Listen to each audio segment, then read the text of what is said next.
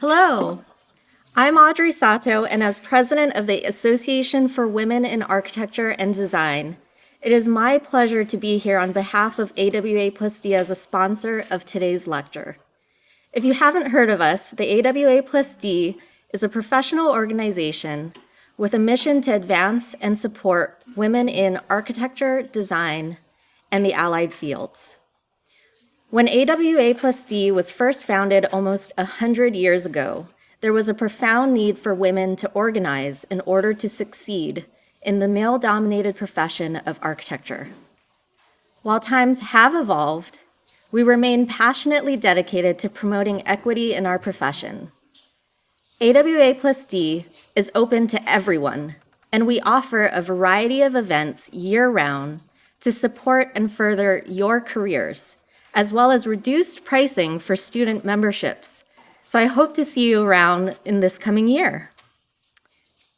What I admire the most about Woodbury School of Architecture is the thoughtful approach to architectural education, preparing students to be diverse thinkers and impactful problem solvers. Today's guests, Jennifer Bonner and Germane Barnes, exemplify the lasting impact of the Woodbury education and how research and relationships in academia translate beyond graduation. Born in Alabama, Jennifer Bonner founded MAL, a creative practice for art and architecture, in 2009. MAL playfully stands for Mass Architectural Loopty Loops, or Maximum Arches with Limited Liability, an acronym with built-in flexibility. As a recipient of the prestigious Architectural League Prize for Young Architects and Designers, Emerging Voices Award, and Progressive Architecture Award, her creative work has been published in architectural trade journals, including Architect, Metropolis, Architectural Review, Architectural Record, Azure, Gray, and Wallpaper, as well as many more experimental publications. She is founder and author of A Guide to the Dirty South, Atlanta, editor of Platform's Still Life, and a guest editor for Art Paper's special issue on architecture and design of Los Angeles. Her work has been exhibited at the 2012 Istanbul Design Biennial, the 2017 Chicago Architecture Biennial, the 2017 Design Biennial Boston, Yve Yang Gallery, and the pinkcomma Gallery. Jennifer Bonner holds a BArch from Auburn University, where she attended the Rural Studio and constructed the Perry Lakes Pavilion, and she holds an MArch from the Harvard University GSD, where she was awarded the James Kelly Templeton Prize for her final project, Assemblage of Twins. She is currently an associate professor of architecture at Harvard's GSD and is the director of the MArch II program. In the fall of 2010, Jennifer taught a graduate studio at the Salton Sea. Germane Barnes, as part of Woodbury's MArch II graduate program, was a student in her Salton Sea studio. Later, Jennifer advised Germane on his thesis, Symbiotic Territories, which he would go on to win the thesis prize for in 2012. While teaching at Woodbury, Jennifer had teamed up with architect Christian Stainer, operating under the label Bonner plus Stainer, and aggressively pursued a series of public art project callings across the U.S. They were shortlisted for a project in North Miami-Dade County municipality named Opa Loca. I hope I'm saying that right. During the final week of thesis defense preparation, they invited Germane to join them. The competition called for multiple sculptures in an underserved cul-de-sac to replace unsightly barricades. Yet Bonner plus Stainer, posing as public artists, proposed an alternate solution, 12 projects to include 9 micro-enterprise spaces and 3 public houses, a business incubator, performance space, and art hotel for the residents of the neighborhood. Bonner plus Stainer were among a cohort of artists selected for the commission, allowing Germane to move to Miami to oversee their proposal as project manager. Although none of the Bonner-Plastiner design projects were fully realized, Germane began working as a solo practitioner and designer in residence for the local Community Development Corporation, engaging multiple other sites in the neighborhood over a period of 3 years. He is also assistant professor in the School of Architecture at the University of Miami and a member of Curbed 2015 class of Young Guns. Without further ado, please welcome Jennifer and Germane.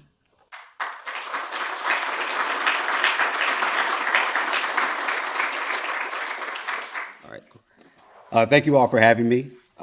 It's always fun to be back at a place that feels like home, which is what Woodbury feels like, considering this is where I got my graduate degree. Started here 9 years ago as a kid from Chicago, and it's nice to have a trajectory that includes this wonderful place. So thank you, Ingalil. Thank you, Paulette. Thank you, Woodbury School of Architecture, for inviting me here. I won't bore you too bad. We'll go through some slides talking about my current research agenda, which is on the porch and the porch's role as a social conduit in Black communities. In case you couldn't tell, I am Black. So a lot of the stuff that you will see comes from that perspective, right? So my way home, porches, politics, and people.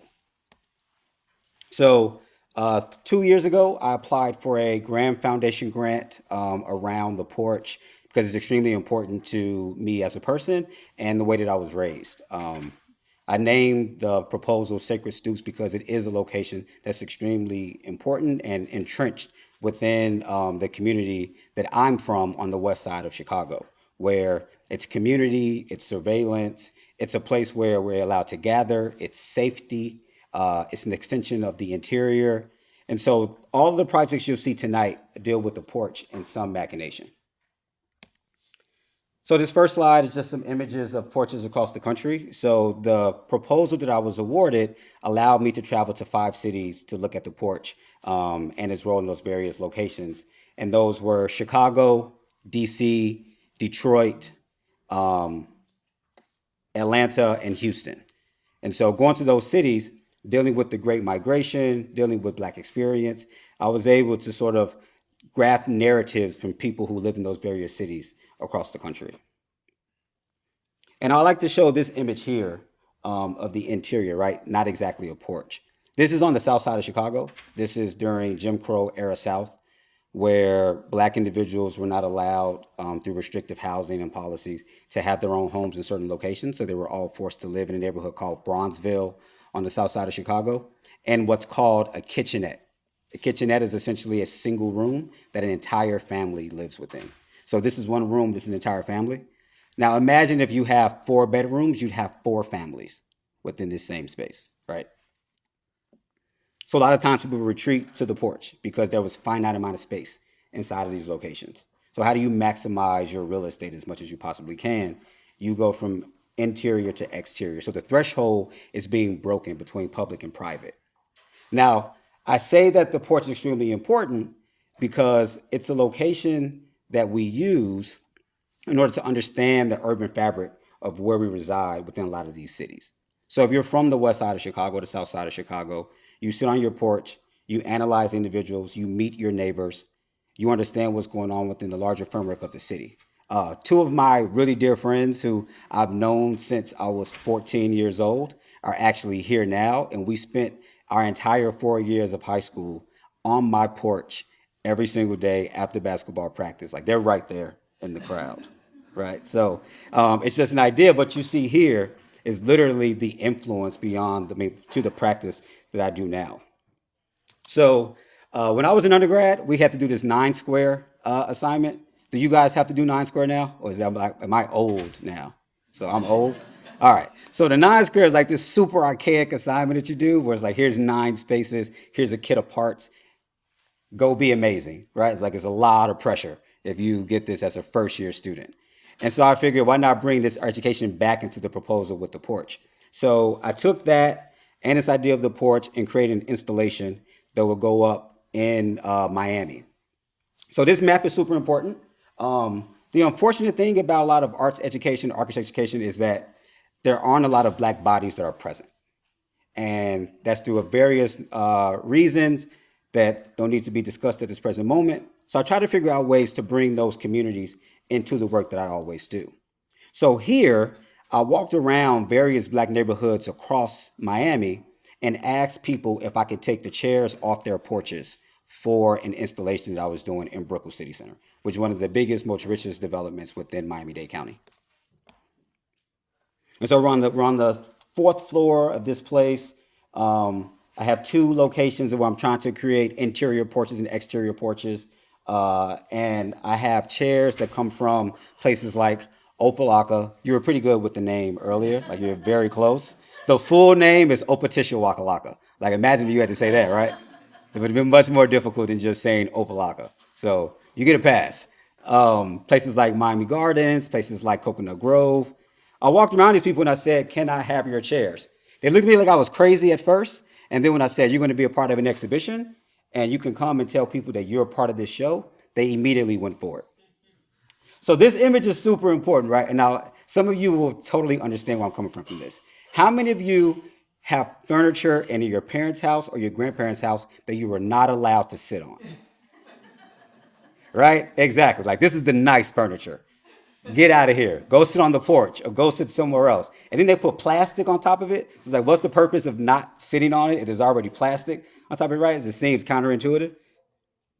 So the 9-square proposal I did was the scaffolding that had these orbs inside of them that I wrapped in more plastic so that you're not allowed to sit on them, right? Like you see the yoga balls, you sit on the yoga balls, but if I wrap them in this super pink plastic, nope, can't sit on it. That's the protective plastic. This is the good furniture. Go somewhere else. And so the idea was that you can go on the top and to the bottom. This is me building this whole thing, testing different versions. And so this is the interior porch that was created within the space, right? And all of those chairs were sourced from various locations across Black Miami. So that way, all of those individuals were also able to be a part of the same exhibition that I am a part of. And it worked. Everybody sat in the chairs. Like it did exactly what it was supposed to do. It created a social space for conversation. The bar was moved adjacent to the chairs because more people spent more time in the chairs than drinking. And so they were very upset. They weren't making money. So they moved the bar near there. And then in the top right, this image here, there was a DJ who loved the setup so much, he asked if he'd do his set from on top of the porch, right? I was like, of course, that's the whole point. It's a barbershop. It's a library. It's religion. Like the porch is all of these different things to different people. And this is the porch outside. Now, the only downside to this is when you include alcohol, balls go missing. So over the course of the 3 days, this is all that was left of the balls that were there because people would just get drunk and go sit on the balls, exactly what you're not supposed to do, right? Like if your grandmother was there, she would not be happy about you sitting on the furniture. So I was not happy about them sitting on the medicine balls. And so the second project that turned into was this stair, right? So a bit of a personal story. The porch is also very important to me because I was 16 years old. I was arrested off of my porch, right? Ooh, mistaken identity, because that's just something that happens in the world that we live in. Apparently, there was a pair of shoes that I was wearing that my parents did not pay for and that I robbed somebody for. So instead of just asking me what shoe size I wore, they immediately took me off my porch, put me in handcuffs, and took me to jail for 3 hours. After those 3 hours, a police officer came in and said, "Can I see your shoe?" I handed said shoe over. The guy who said I robbed him was 6'3". I am vertically challenged, right? I'm not tall. My shoe is a size 10. The shoe that was taken was a 12 and a half. Before you carted me off, you easily could have just said, "Can you just pull the tongue of your shoe down to see what size it is?" And this happened from my porch. So again, the different politics that go into being on your porch, right? If you look at the antebellum South, it's a power struggle. It's race, it's superiority. It's all these different things. And here's a really pretty pink picture because architects like pretty objects. And so then the idea became, how can this porch show its versatility? So I started to create all these different reasonings behind the staircase, how it can explode and do multiple things: a sleeping nook, a library, signage, model stand. And this is for all women's collective that had an art show up during Art Basel Miami last year. And I don't know if you all still make models, but I was taught to make models. So we make models. Do you all still make models? You don't make models, do you? You do? Oh, sweet. Okay, great. Right? This is us making it out in our design build area, right? So we built the whole thing ourselves, which is us sitting here. We did this like weird little photo op out here on the seating. My practice allows me to have a couple interns that I work with repeatedly. This is some of them as I'm doing some of the work. You always got to get cool photos if you're in architecture, right? Like you don't have a choice. Nobody smiles. You look down and everything. And this is the final version of it, right? So we added the pinks and whatnot. Another thing about me you might not know, I'm a huge fan of pink because of Cameron. You want to know who Cameron is? Google him. Okay, CAM apostrophe RON, Cameron. I wore a pink suit when I was in high school because of this man, and now you have pink here in a lot of the projects that you see, right? So you see the sleeping nook here with the pink fur, and then there's model stands and things like that inside of the gallery. And the top left is them using the stairs exactly as they are intended. The next project is in Delray Beach, Florida. So the work that I was doing in Opelika, which happened because of my wonderful professor here, Jennifer Bonner, who you hear from later, allowed me to do other work. And there's a historically black neighborhood in West Palm Beach here called the Set. And that's the West Settlers District of West Palm Beach. And in that area, the people that were black were only allowed to live in one specific location. They couldn't go to the beach. When it was sundown, they had to be inside of their homes. But it's a place that's currently thriving. There's a lot of home ownership and a lot of people care about their neighborhood. So what does that mean? I get to go have more fun with porches in black people's houses. So as you can see, that is not a porch, right? That's just a tiny covered area that they have in front of their homes. So now what I get to do is create porch interventions on a lot of these homes. But to prepare for that, I walked around to multiple homes and figured out what type of living situations they are. So this is what's called a duplex in Miami. Everything is very low, right? You can see that there's a lot of excess, I don't want to say furniture here, right? So you can clearly benefit from having a covered area. I love this image because this is a barbershop on the porch. Totally illegal. 100% illegal. What makes it even more illegal is that the person that's doing the illegal haircutting doesn't even own the house, right? So he's using this porch to cut people's hair, right? Which is the greatest thing in the world to me. Like if you can go make money and be clever in the way doing it, like you do it. So now I get to give him a better location that he can build and grow his business here on his porch. So right now, have some interns that are going through canvassing this area, understanding what's going on. But to get us ready for this, I took this porch typology and created a much larger portable porch instead. And that's the shipping container that you're going to see, right? So I don't know why, but in Florida, for like the last couple years, shipping containers have been like all the rave. I'm actually not a big fan of them at all. But when you're young, you get to do a project, you take the project. Like you don't say, no, I don't want to do that. Like I'll go do something else instead and be broke. But no, like you take the project and you do it, right? So you take it. And so I was like, all right, are you giving me full reign to design whatever I want to design? It's like, of course you can. I was like, all right, can I do this container where all the doors open? Like suicide doors. Like give me the coolest thing ever, right? I always got to bring it back to where I'm from. Like if you know anything about me is I always bring it back to my upbringing in Chicago because it influenced me so much. And so sitting on the porch, seeing cars ride down the street, playing, that's my car, even though you know it's actually not your car, and then having arguments and get into almost fist fights because somebody else picks a car that you wanted. Because like if a good car rolls by, you get to say it, but if it's a crappy car that rolls by, like you're kind of screwed. So how do you negotiate that at all?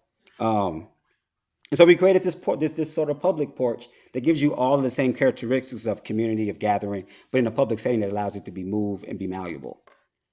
And so this is us building it. I had a contractor who, once you get into practice, you will understand it's not always easy. Me and said contractor did not see eye to eye at all through this entire process. All of it.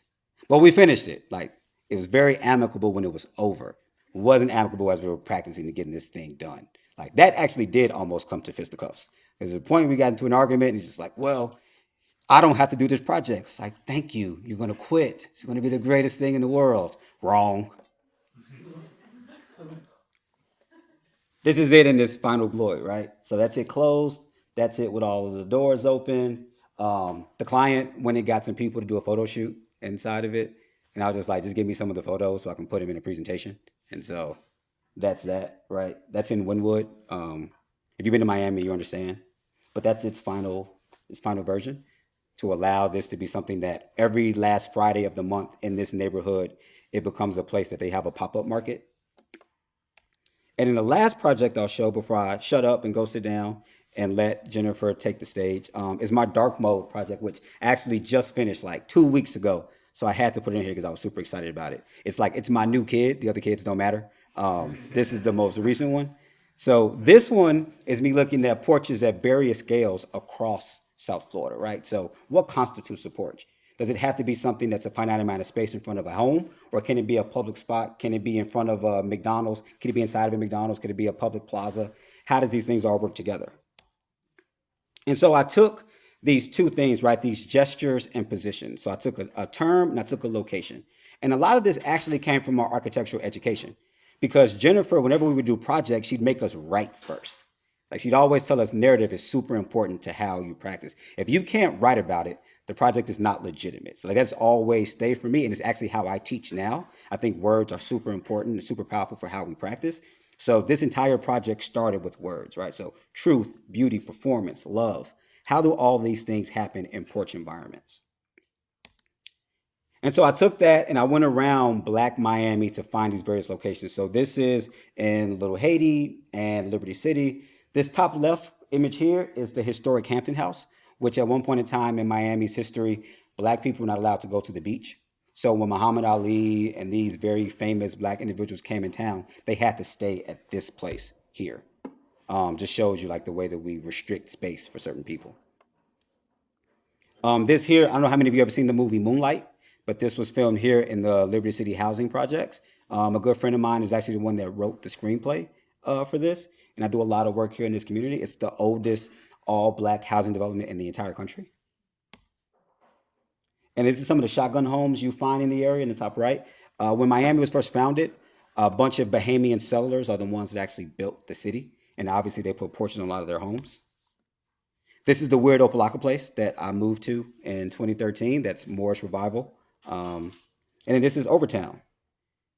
And so there's all these different places. And I put this in here because while there's actually the physical manifestation of the porch, the local ecology and the landscape is also important, right? The way that the people in Miami who are typically Caribbean or from Latin America or from these very hemispheric locations deal with water, deal with marsh, and how they inhabit those spaces differently than how they inhabit the space of a porch. So a lot of these locations you'll see gives the same qualities of public gathering and security and comfort and safety that people found in their own homes, because a lot of individuals that were Black there lived in public housing. So they had to retreat to these spaces instead because they didn't have a porch on their homes. And so you see like the chair here in the front. So just imagine walking around the city asking people for chairs. I ask for things quite often. I feel as though it's better to ask for forgiveness than permission. So I kind of just do things and figure out, you get mad at me or you won't get mad at me.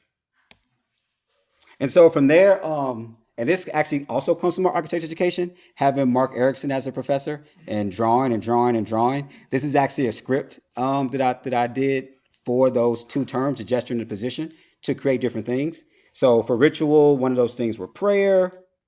For beauty, it was a photo shoot.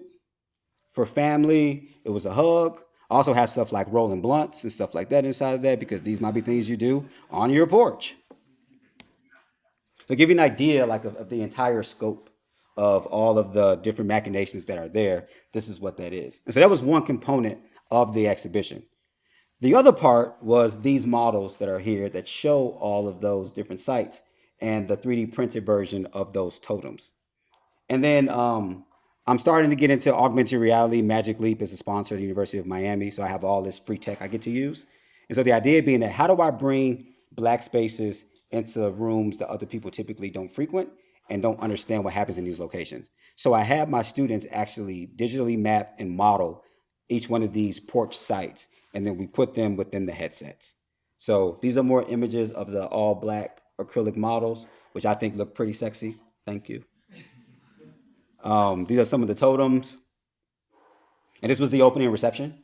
So all the people that here that came to see the show, that was a drawing that had the narrative that matched each one of those totems. So I wrote about 300 words, had students write 300 words for each one of those different totems. So it's like 15,000 words that went for all of this. So I write a lot.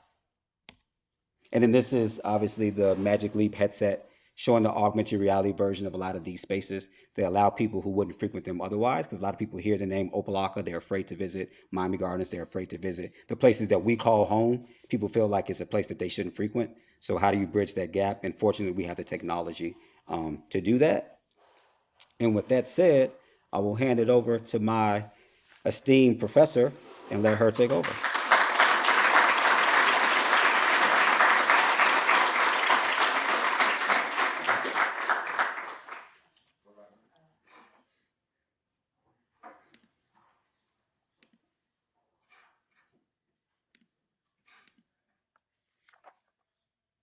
Hi, good evening, everyone. Thanks for having me back. It's been a while.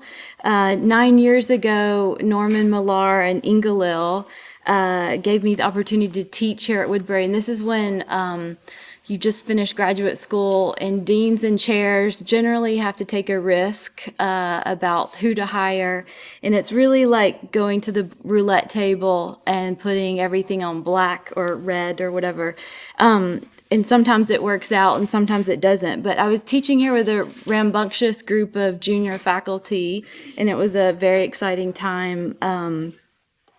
And then second, I wanted to say quickly that I'm very excited about the format tonight. This is very rare to have a lecture between an advisor and an advisee, but 7 years later, and Germane, you're making me feel really old, but I'm really proud of you developing your architectural voice and out in the world doing it. We're going to talk about my way home, and my way home, or my way into housing, is a close look at roof typology. So if Germane's talking about the porch, I'm going to zero in on the roof. And so the roof is not from the architectural canon, but it's from the contractor canon. I'm particularly interested in how architecture might remain conceptual and abstract for a period of time. And so you can see this on the left, which is domestic hats, yet insisting that the experiment gets built when you see house gables on the right. But it's also important to quickly run through some of the work, which often begins with a question rather than a sketch. It relates directly to popular culture, it is graphic, and it takes a lot of cues from art practice. From still lifes and Barbara Caston's use of colored gels in her photography from the 80s, to early rendering techniques and wallpapering of bitmaps. So seen here in a modernist house in Krefeld, Germany, where we rendered it in all architect's blue foam. And a proclamation that Mies van der Rohe's bricks are fake. While also asking questions like, is a drawing architecture? By sourcing minimalist art sculptures from the 60s and 70s that were digitally downloaded from open source 3D warehouses and skewed into the position of a perfect axon. Only later to obsess over synthetic materials like eaves and vinyl siding, which are hung incorrectly. And ever so surprising to find out that a wedding portrait worthy, the project is wedding portrait worthy on social media. And so if I could unpack a capital P project for my practice, I would do so through the work on the ordinary. And clearly, the ordinary is not my term. There's like a legacy of others working on ordinary architecture, and I'm just trying to kind of fit into that lineage. Sandwiches are also ordinary. So as we all know, ubiquitous in popular culture, everyone's vying for the best sandwich. But there's a desire to go beyond the metaphor this time. It takes a certain amount of sandwich know-how to make an architectural stack, and color and glitter and the picnic blanket are also important when making the stack. So to switch right into this project on roofs, I'm going to place three emphasis on three models. So first, it's going to be the massing model, the Dollhouse model, and the one-to-one model. So ordinary architecture is often overlooked. It's a throwaway, and it's the stuff that is immediately accessible but usually tossed aside. And so I'm always asking questions like, why is the ordinary relevant now? And how might we flip the ordinary into a representational project? And so this is what I would call the contractor stockpile. It's all things that pertain to the roof, like eaves, ridges, valleys, rakes, soffits, gables, hips, and dormers. One of the literary references would be Hawthorne's House of Seven Gables, and the hashtag is domestic hats. If we consider the contractor as a geometrist for a moment, then it's possible to think about these piles of 2x6s and wood frame construction as the project of planar inclination. And I might go as far as to say that these geometries are the American version of the contemporary cathedral. In the contractor stockpile, there's endless variation of roof pitches, and so normally these happen below 12 to 12, like 9 to 12 or 7 to 12. And when I show house gables, just note that I'm making things steeper, so I'm going above 12 to 12 on most of the pitches. This is a pretty straightforward catalog of shed roofs, dormers, gables, and hips. And they're so kind of commonplace and ordinary that we forget the possibility of how they might produce a project of the interior. This diagram represents the kind of different construction methods from the contractor camp. And so usually we're building unvented roofs, which allows for, we should be building unvented roof, which allows for the visual connection between the interior and what's otherwise known as attic geometry. So what happens in the attic usually stays in the attic. And to understand the ordinary, I look at banal things like this. So in these next set of images, I'm like removing the 2x4s, and I'm just trying to read these roofs for the banal forms that they are. So number one, figure one, demonstrates how a gable roof is covered by a hip roof. Figure two, two intersected gables with offset and misaligned shed roofs. Figure three, chamfered triple hips with asymmetrically extruded gables.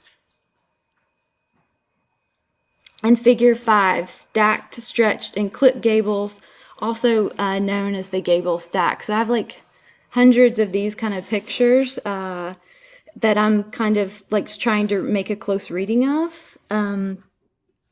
The research began by taking a fairly random sampling of 50 houses in the city of Atlanta.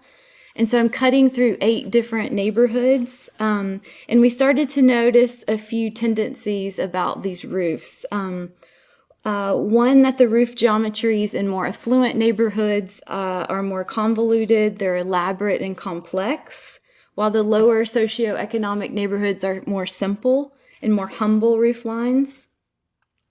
And here we're rendering them in all white, so abstraction is starting to help kind of challenge how we read these things. You can see object 21 in the top corner, that's a house in Buckhead, so that's about 8 or 9 different roof types being mashed up to cover probably the square footage of like a 6,000 square foot villa. And then the object 41 is covering a shotgun house in Cabbagetown. So that's a simple hip with a extruded gable. And so I'm interested in both of these spectrums and how we might be able to use this to make a new city. So when I was teaching in Atlanta, I was called and someone said that I just won the Young Architects Forum Emerging Voices Award. And I was like, great, that sounds good. I didn't apply.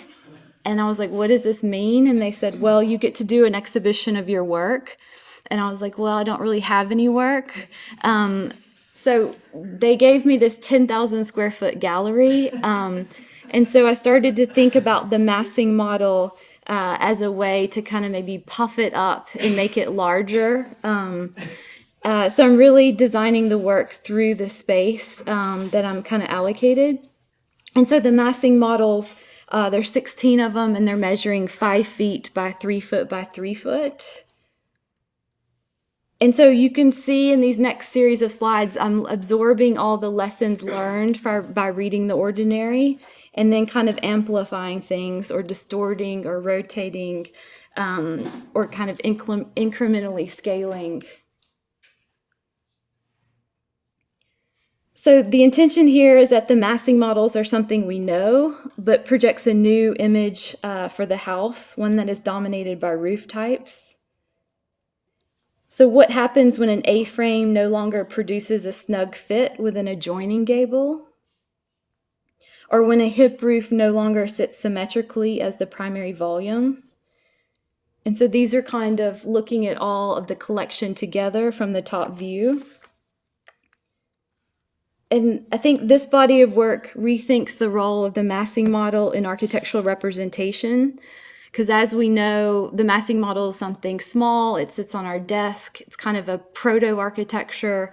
And you always get told, if you're going to scale up, you need to scale up with more detail. And so I was interested in scaling up, but not adding any more detail. So I'm not adding materials or windows or seams. Domestic Cat's delights in tendencies to engage multiples, but rejects the constraint of smallness. So these models weren't really transportable. They don't fit on a conference room table. They didn't fit in our wire cutter. They're kind of problematic. At the opening, we lit the models from the top view. So in some cases, you get the kind of roofscape kind of lit with the elevation in shade or in shadow. And then other times, like 3 of the surfaces are lit.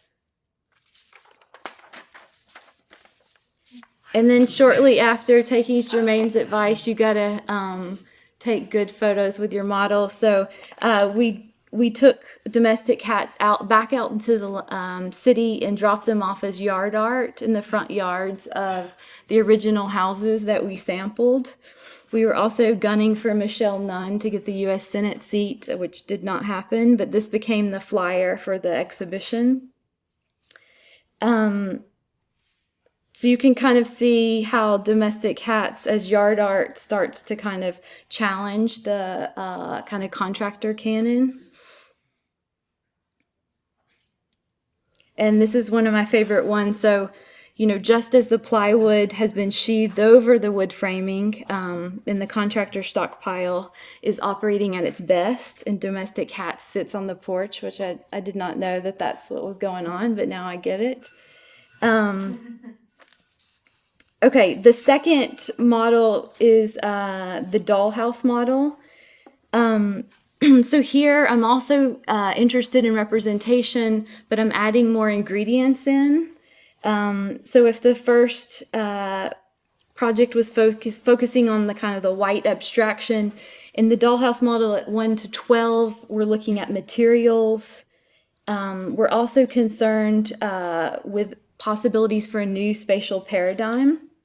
And so if we think about the way things have been drawn, spatialized in these diagrams that we use over and over, similar to the 9-square problem, we're always leaning on the free plan or the ROM plan. And so what I'm suggesting is kind of to push back on these diagrams, and I'm proposing the roof plan.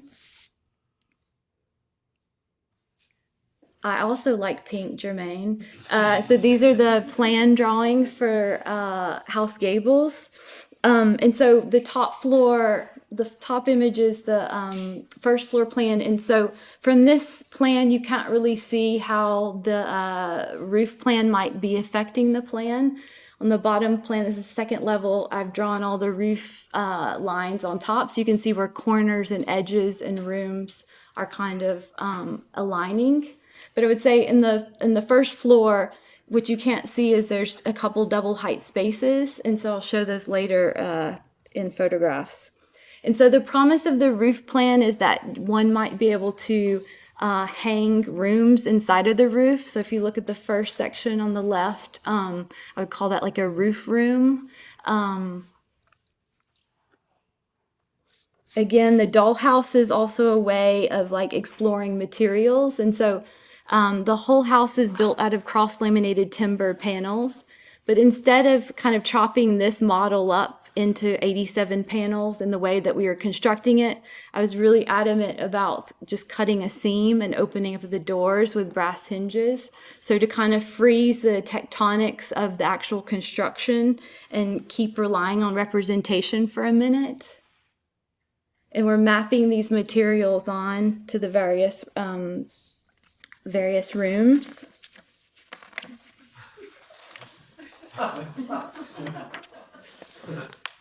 So, sited in the American South, the project undertakes an old tradition of faux finishing. For Southerners, there's a history of not being able to afford precious materials with a subsequent desire of faking it. And so this is the Southern Institute of Faux Finishing in Brandon, Mississippi. I've never been there. I'll probably never go there, but I hope it keeps alive for some time. But the image on the right really shows what I'm after, which is this notion that you could have a porcelain bathtub, but it kind of reads like a marble bathtub. And so I'm thinking about faux finishes at the scale of the interior, obviously, but also at the scale of the exterior. And so what would it look like to have a 55-foot-long facade made out of faux bricks? And again, like always relying on art references in art practice. Here I'm turning towards the work of Mary Corse and her white light paintings from '68.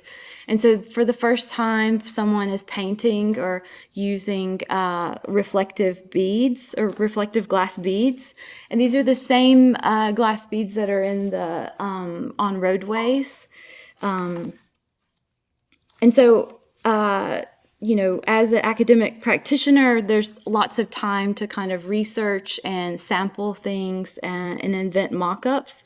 And so these are our kind of tools to look at making a mock-up. We made 4-foot by 4-foot stucco panels for how we might start to build a facade out of bricks. And so this is it installed on house gables. On the left is a photograph I took with my iPhone at dusk. And on the right is the same image taken with a flash. And so obviously the idea is to try to get the facade to reflect. And this is also, I'd have to say, influenced by time in Los Angeles and reading John Chase's, glitter stucco reference.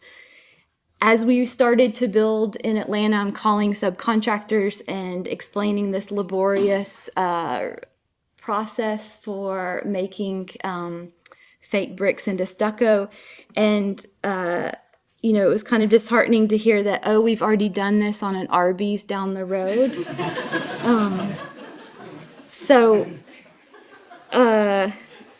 Apparently it's already a thing, but I proceeded forward. And what Arby's doesn't have that House Gables has is like glitter and reflectivity. And so this is the product. It's like a sticker. And so they put the sticker on, which is the mortar joints, and then they layer on the last coat of stucco finish. And this is where they blow in with a hopper millions, thousands of glass beads. And so it's interesting to see the drawing at the scale of the building. I was a little nervous to know like what the neighbors might think about something that's 55 foot long and reflective. I'll just speed through. Germane, are you timing me? Okay. These are some of the faux finishes on the interior. I'll get to these in a minute, but the idea is that 2 rooms would be right beside each other, and you would have a severe break in the materiality. And so the idea also is that there would be kind of more expensive materials beside really cheap materials. So something like black terrazzo beside a vinyl finish that's usually used in like hospitals. And it's yellow, and it kind of looks like marble too, but you can't have yellow marble. But when I say faux finishes, this is always switching between like ceramic tiles or what I'm calling fake terrazzo, which is now sold as a tile. You know, terrazzo a lot in like southern Florida is like polished and ground on site as part of the concrete, and now we're installing it as 3/16 thickness as tiles. So this is the faux finishes installed. This is one of my favorite views of the house, which is that roof room that I talked about, which is being hung by the roof. So the house is obviously cross-laminated timber, and it's doing a lot structurally. So you think about the roof being a folded plate, and the room is kind of hung from that larger structure.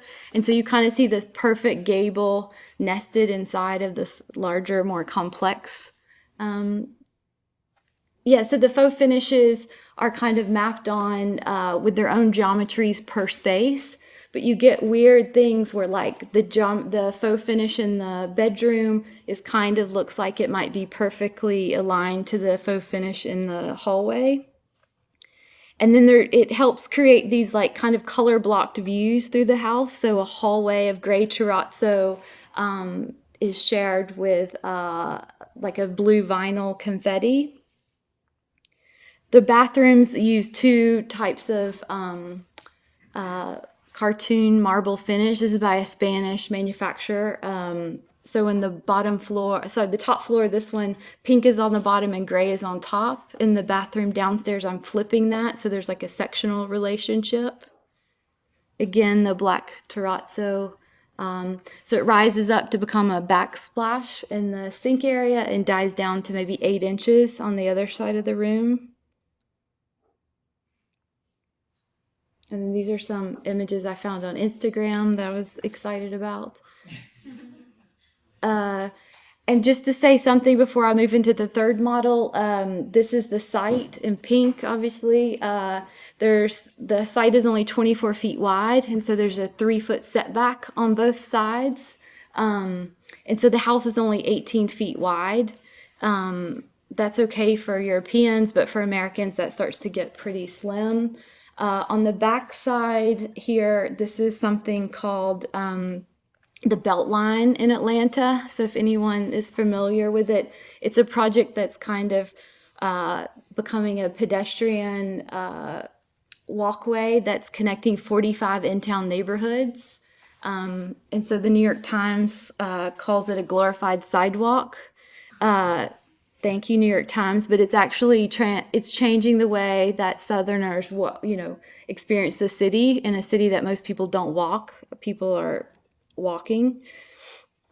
Okay, and then just on to the third model. I've thrown out all the other types of roofs for house gables, and I'm only working with gables, so no hips or dormers, and so it's a pair of 3 gables, so 6 in total, not 7.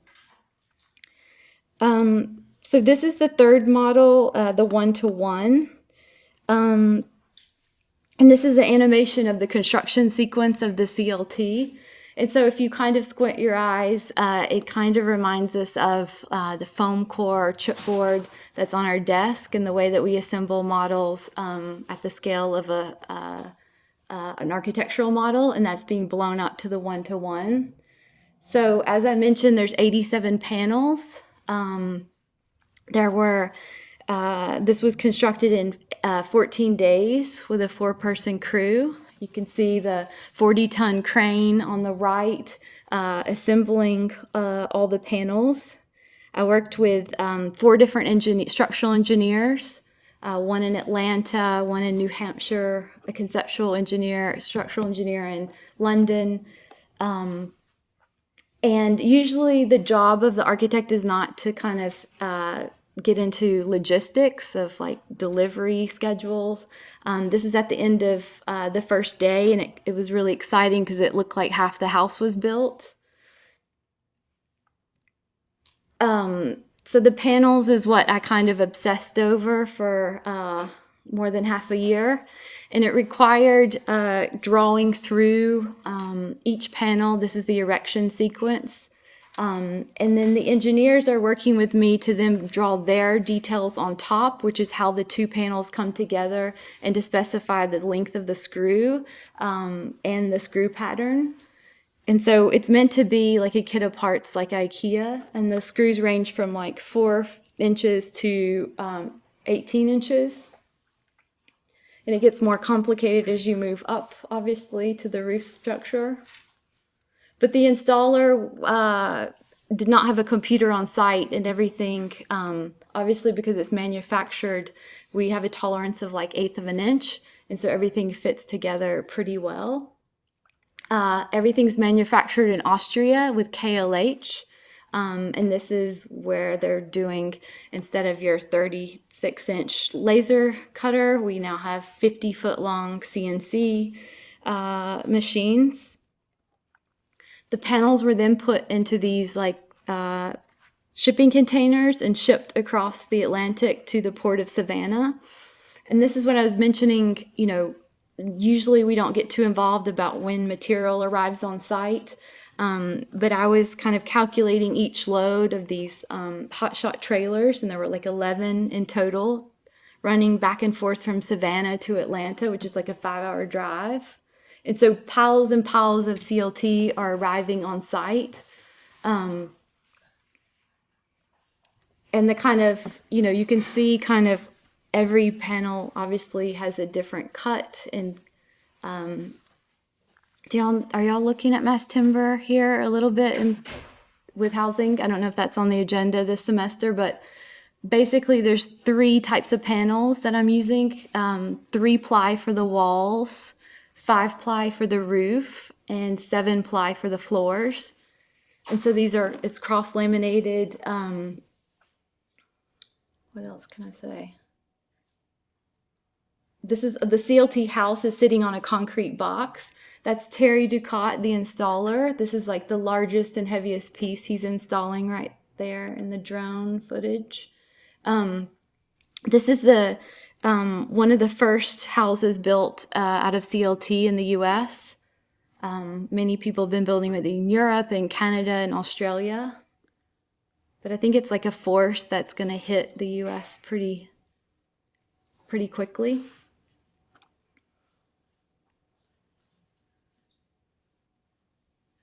And so when working on the project of the ordinary, I think things like this kind of play out naturally. So if you look at the second gable over and then look directly up to the top of the slide, there's some aligned gable. That's completely not planned. But I think, you know, these things kind of emerge when working on ordinary stuff. And so this was my first built piece of architecture, and in 14 days time being assembled together, it was kind of a liberating moment, because there's a lot of risk that's been taken on here. You know, if panel 63 didn't show up, that kind of shuts the site down, and cranes have to be left, and people have to fly back to Seattle, and it's kind of, you know, scary stuff. This is a photographer named Patrick Higney who came in and shot the CLT in its raw state before we had to dry it in. He kind of had one afternoon to get these shots. But I wanted to show like how a finished material like CLT gets kind of banged up during all the processes. And I'll show you the final images in a second. I worked with 2 other photographers on the project. This one is by Tim Hersley out of Little Rock, Arkansas. And his idea was to light the house from the outside. And this is one of my favorite shots because, you know, as architects, we're spinning around in Rhino or whatever 3D software, and you think you know the project kind of backwards and forwards until the architectural photographer shows you an angle you've never seen before. And so if you squint your eyes, for me, this is the domestic hats getting played out 1-to-1. And it's kind of looking at John Portman's architecture in the background. And so I think another promise of the roof plan is that if we're going to start building smaller footprints, then I think you might have a more volumetric interior. And again, this idea of color blocking, that you're standing in like what looks like a gray concrete room made out of vinyl. You're looking through to this yellow marble and then onto the terrazzo. And so this is like one of those 55-foot long views through the house.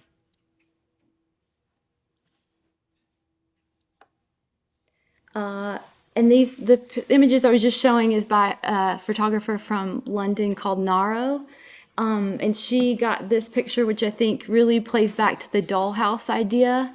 And one of the articles in Metropolis magazine is called Playing House, written by a journalist from Chicago. Most people would be offended, but I think he captured exactly what I'm trying to do, which is playing house and playing with dollhouses. And I'm like dressing up in different outfits for the shots. And I think I'll end there on these last pictures from Tim Hersley. So thanks so much.